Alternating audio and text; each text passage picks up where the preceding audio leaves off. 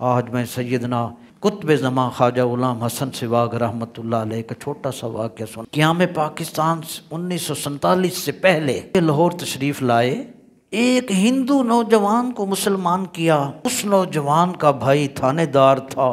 غور کریں کہ وائسرائے برطانیہ کی حکومت تھی، مسلمان ہو گیا ہندو، اس کا بھائی ہے تھانے دار۔ اب اس کی کر و فر اور روب داب کیا ہوگا؟ اس نے عدالت میں مقدمہ دائر کر دیا کہ جی انہوں نے میرے بھائی کو جبراً مسلمان کیا ہے۔ اللہ کا ولی عدالت میں پیش ہوا۔ جج نے آپ سے پوچھا، آپ نے اس ہندو نوجوان کو جبراً مسلمان کیا ہے؟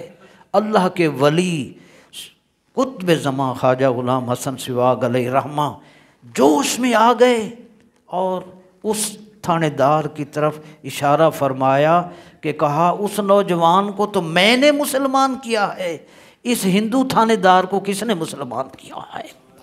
بس اشارہ کرنا تھا کہ وہ غرور کا جو مجسمہ تھا، ہندو تھا، تھانے دار تھا، تو بس اللہ کے ولی نے جب اشارہ کیا اس کی زبان پر کلمہ جاری ہو گیا اور وہ کلمہ پڑھ کے مسلمان ہو گیا۔